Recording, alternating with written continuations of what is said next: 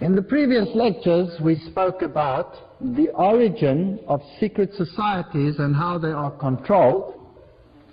And we saw that they originate from Babylon, which gave rise to Kabbalism and also to Islamic secret societies, the Ismailis, the Carmelites, the Fatimites, the Druzes, and the Assassins, which we haven't dealt with as such. Out of Kabbalism eventually came Gnosticism, which replaces Jesus Christ with the universal Messiah, who today is called the Cosmic Christ.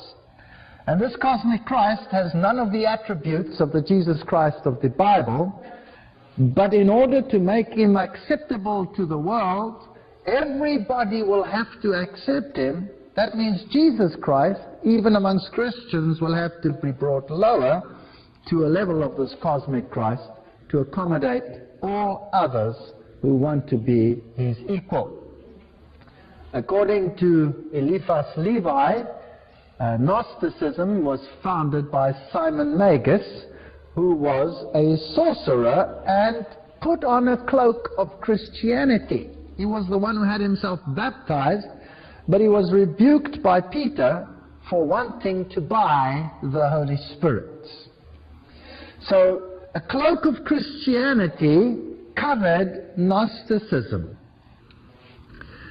Out of this philosophy, eventually it became formalized, and the Knights Templars, within a large religious system, were the harborers of the ancient philosophy. In other words, they were the harborers of the secret of Gnosticism.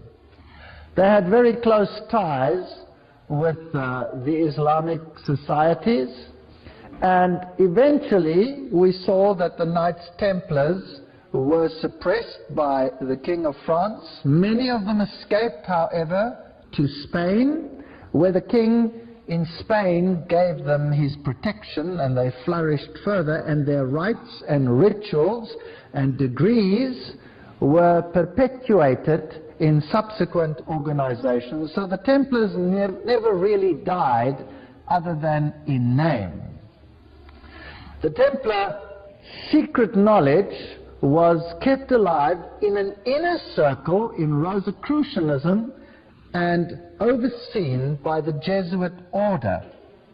The Jesuit order then created Freemasonry, as we saw on Sunday, and Freemasonry is the so-called Protestant arm, if you like, although it's not only a Protestant arm, it is an international arm to bring about those changes which are necessary to set up this dark kingdom. So tonight we're going to have a look at Freemasonry and look behind the scenes as to what it really entails. Because most Freemasons, like in all secret societies, are fully unaware of what happens behind the scenes. You will remember that Gary H. Carr, in his work on Route to Global Occupation, gave a very similar expose. He also takes it through Kabbalism, Gnosticism to the Knights Templars, and then he misses out on the Jesuit connection, which is the military powerful arm controlling all these things. And he has Freemasonry control Marxism, American European secret political societies, international banking elite, and then, scarily, the World Council of Churches. Now, this is not me saying this is this man, and he is no small fish. And theosophical societies, together with many cults, then constitute what is known as the New Age movement. And the New Age movement is much larger than what we believe just to be a few esoterics doing their thing. It culminates in an entire system which is to unite the entire world, and the World Council of Churches will play a very prominent role in this mechanism. So it's very important that we know what Freemasonry stands for. The outer shell of Freemasonry proposes to sell whatever religion is prominent in that area.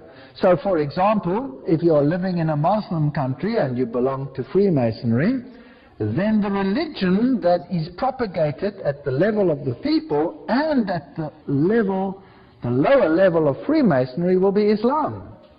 If you are living in a Jewish environment, then of course the religion will be Judaism. If you are living in a Christian environment, then the Bible will be the central book in a lodge, and as far as the lower echelon of the members is concerned, Christianity will be the basis for the movement. But in actual fact, if it is controlled by another power inside, then the picture can be totally different. Now, I'm going to quote tonight from the very, very best sources. I'm not going to use any hearsay. I'm not going to use thus said so-and-so and so-and-so about so-and-so through so-and-so. No, we're going to go to the original sources, the very best. The book Morals and Dogma is a book written by Albert Pike. It is considered the central theology of Freemasonry. Only the highest Freemasons receive this book, and upon their death, this book must be returned to the lodge.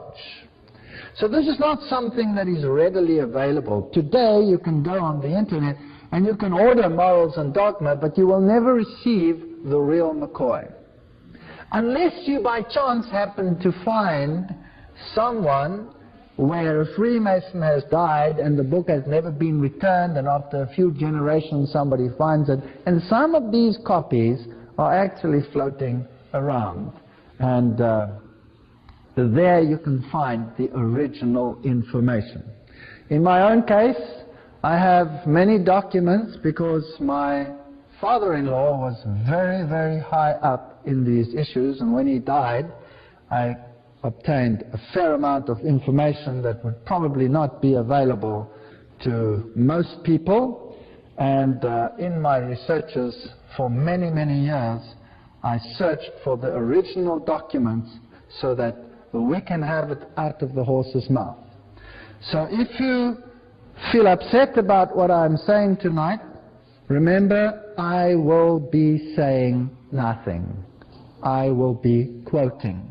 And then you make your own minds up as to whether this is so or whether this is not so. Morals and Dogma, the very highest source in Freemasonry. Page 870. The Templars, like all other secret orders and associations, had two doctrines.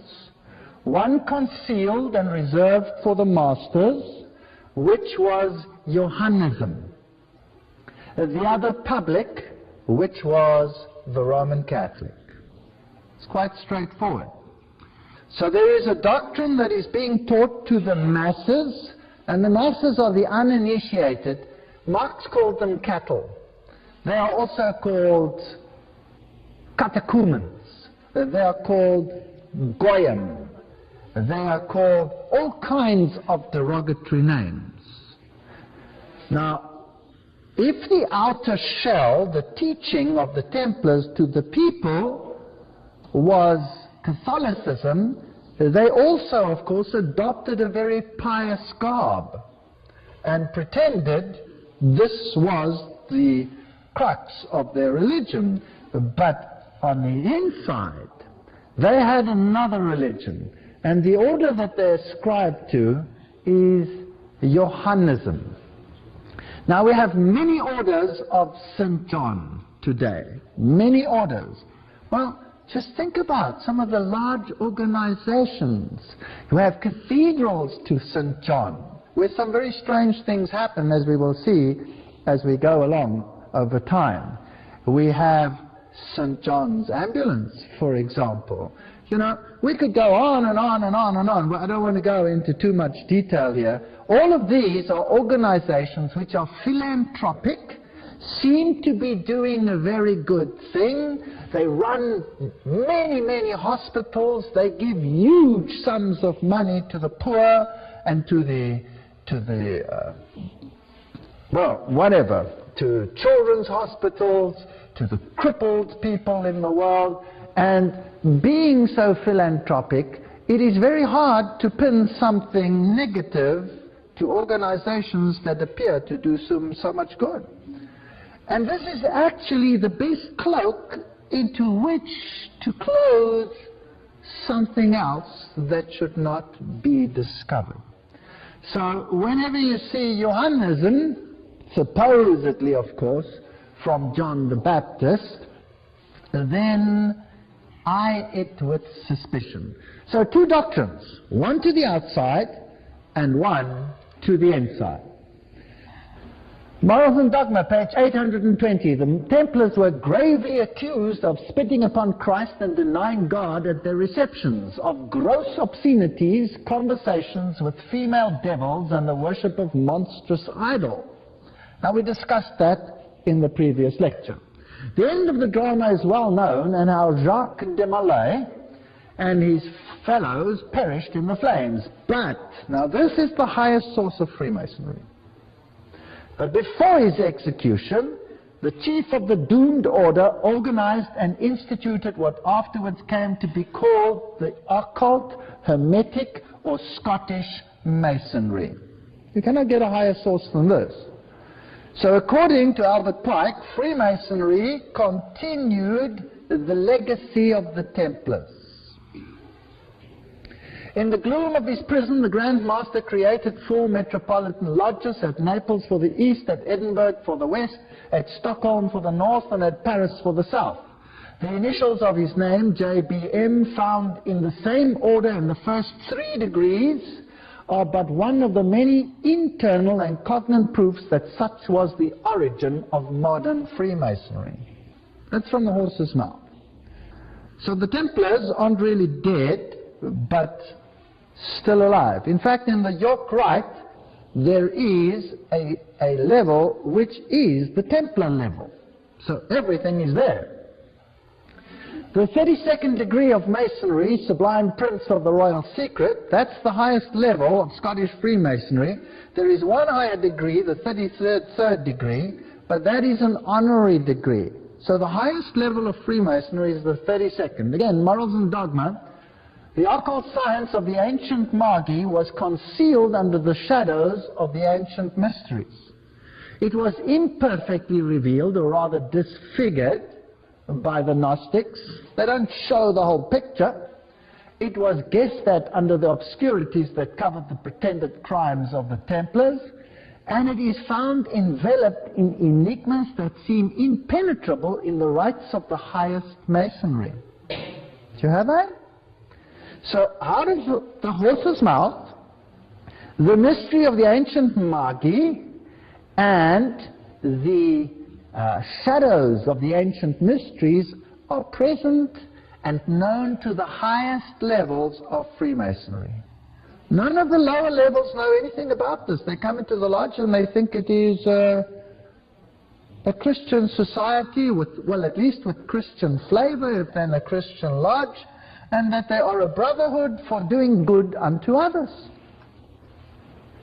Well, this is San Salvador. This is in Mallorca, where the Templars, of course, found protection under the Spanish kings. And if you go into the Templar enclave, you will find on the altars of the churches, remember that the Templars were an order of the Roman Catholic Church, like the Jesuits are today, the most powerful order within the church. So they were the most powerful order in the church that controlled not only the military aspects, because they were knights, but they also controlled the financial aspects. And the double-headed eagle was part and parcel of their symbolism. 2 heads. Janus had 2 heads. He looked forwards and he looked backwards. If you go into the other churches, you will find them on the altars. There it is above the altar of the churches on Mallorca. Now this is Rosicrucianism. The rose is a symbol of their deity. Now, I really don't get too upset about symbols. If I had to be upset about every symbol, I would have to throw everything out of my house or anything that is manufactured, because they all have the symbols on them. We are living in this world, but we don't have to be part of this world. And we can do things whether there's a symbol on or not, because obviously a symbol means nothing. But it's just interesting to know. It's like reading another language. Well, here are some of the occult teachings of Rosicrucianism, where you have the zipharots, the levels that you can attain to, and this is pure Kabbalism. Now you must understand that in the Kabbalah, it is not Yahweh who is the true ruler, it is Lucifer who is the true ruler. But we will come to that as we come later. And the zipharots are emanations of his appearance. So let's ask Morals and Dogma again what it has to say about the Kabbalah, which, by the way, is called the most holy Kabbalah today. The Talmud is called the Holy Talmud, and the Bible is just called the Torah. Isn't that strange? The Bible is called the Torah, and then a book of rules that never appear in the Bible is called the Holy Talmud. And an occult book is called the Most Holy Kabbalah. And I would like to venture so far as that there are very, very, very few rabbis in the world today that are not Kabbalists, which is scary. The Holy Kabbalah, or tradition of the children of Seth, this is of course not true. According to this doctrine, then Seth would have been an apostate already. Or they turn it around, they say not an apostate, an initiate. So there's an internal doctrine for the initiate and a public doctrine for the goyim, for the cattle, just to keep them occupied. Tradition of the children of Seth was carried from Chaldea by Abraham, taught to the Egyptian priesthood by Joseph, recovered and purified by Moses, concealed under symbols in the Bible, revealed by the Savior to St. John, there you have it again, the Johansonites, and contained entire under hieratic figures analogous to those that all antiquity in the apocalypse of that apostle. Okay, so now he's turned everything around. Abraham, Joseph, Moses were all initiates, and what they taught to the people was drivel. Let's put it that way, to keep them happy and to keep them uninformed. But on the inside they had another doctrine. And that's of course not true, because Moses wrote the Torah. And everything they believe is the opposite of what the Torah teaches. And the Kabbalah, that book, turns the Torah upside down and makes it occult. The three great lights of the lodge are symbols to us of the power, wisdom, and beneficence of the deity. They are also symbols of the first three sephirots, emanations of this deity, according to the Kabbalah. So the Kabbalah is very, very central in this story. We read on. Every Masonic lodge is a temple of religion, although they are told that it is not a temple of religion. Here, Morals and Dogma says it is a temple of religion. And its teachings are instructions in religion. This is true religion revealed to the ancient patriarchs. Now we've seen that they've turned the ancient patriarchs upside down into occultists in order to sell this to the people, of course, which Masonry has taught for many centuries and which it will continue to teach as long as time endures. Okay, thank you. Let's ask some questions, and we'll ask Masonry to answer it. And the sources we will use are only the highest Masonic writings.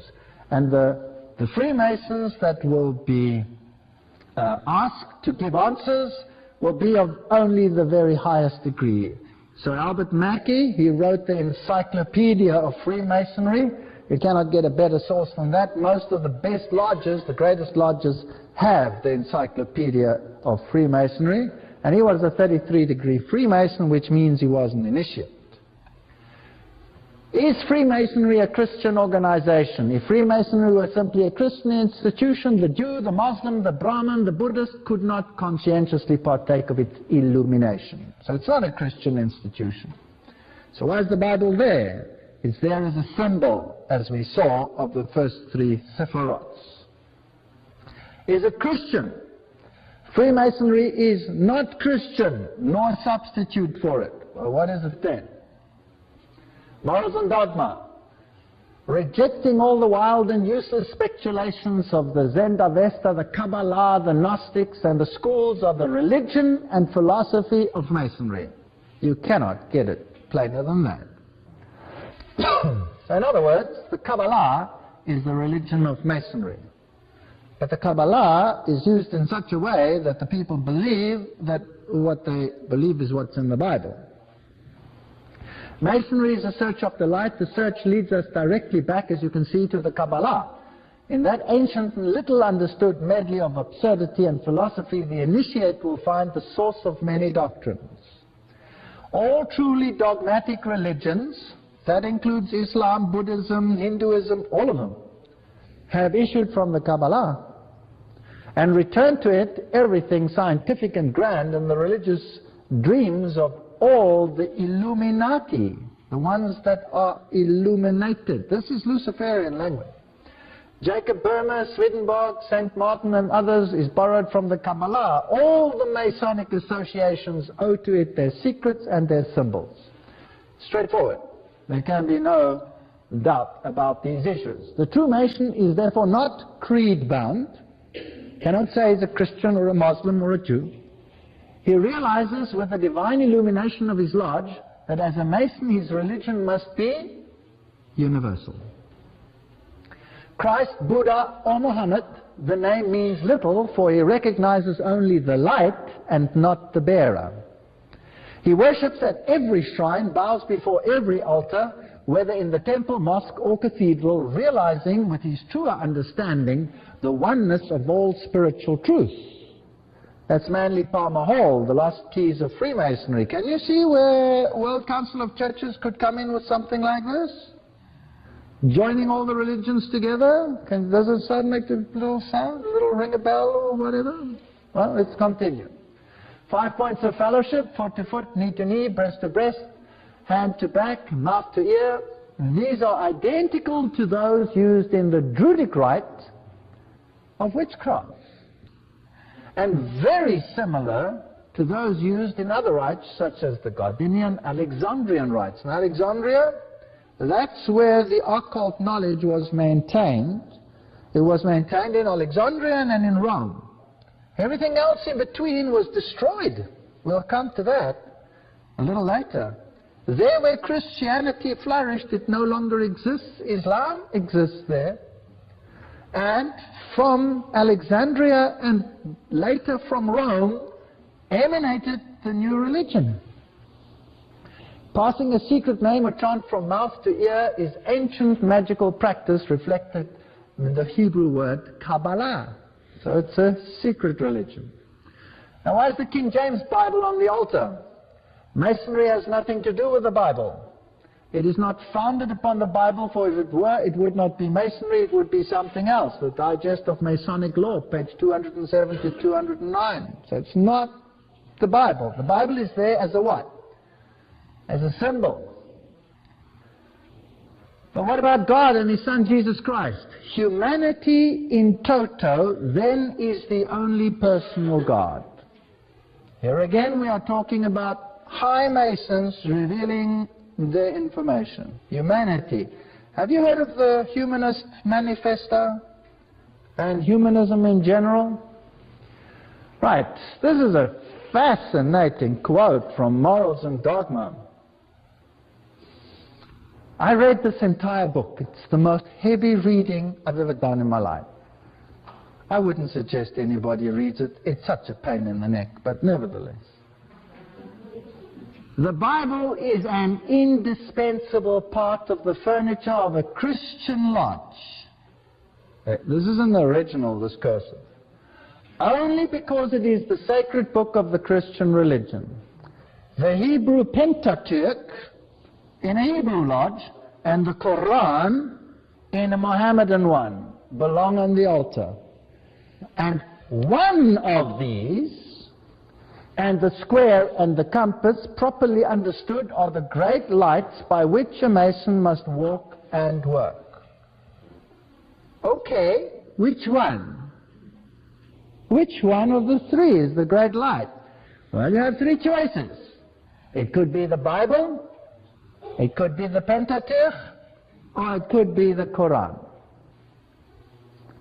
I won't reveal it to you tonight, but it'll get clear which one it is. Masonry teaches that redemption and salvation are both the power and the responsibility of the individual Mason. Saviors like Hiram Abif, they have a ritual where they go through the raising of Hiram Abif, can and do show the way, but men must always follow and demonstrate each for himself his power to save himself. To build his own spiritual fabric in his own time and way, every man in essence is his own Savior and Redeemer, for if he does not save himself, he will not be saved. All right, now it's getting a little bit clearer. Do we need Jesus Christ in all of this? Not really. The Masonic author Pearson admits the Masonic legend stands by itself, unsupported by history or other than its own traditions, yet we readily recognize in Hiram Abif, this is the one who is symbolically raised from the dead when a Mason in his ritual is called out of the coffin to rise up and receive new life. We recognize Osiris of the Egyptians, the Mithras of the Persian, the Bacchus of the Greek, Dionysius of the fraternity of the Artificers, and Attis of the Phrygians, whose passion, death, and resurrection were celebrated by these people respectively. So in other words, the ancient religion which counterfeited the religion of salvation in Jesus Christ is the religion of Masonry.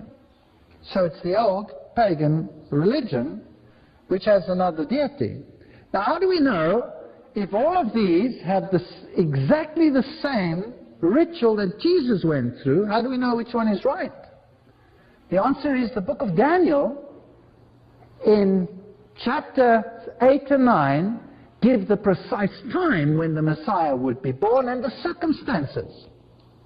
And that is why the Jews have placed a curse on anyone who numbers the 70 weeks, because then you would find out who the real Messiah is. So none of these could qualify for a Messiah because none of them had been predicted to the letter. So if we look at their symbolism, you will find it there. You will find the obelix, which is a symbol of the male organ of Osiris, which got lost when he was disseminated, and Isis put him together and built the missing piece. Well, let's not go into too much detail. Anyway, she did manage to get pregnant by it and give birth to Horus. So here we have the Egyptian. You will see here the Torah, the Ten Commandments. You'll see candlesticks. You'll see pyramids. You'll see Egyptian worship. You will see sun worship. All of it in their symbolism. Here is a ritual of the raising of Hiram Abif. Here is the book, The History of Freemasonry. And you'll notice the symbol over there at the top, the all-seeing eye, which is also the symbol of the Jesuits. Remember, in the previous lecture we showed that the Jesuit order created Freemasonry, wrote its rituals, and we gave all the quotes. Everything has been done. You can look it up.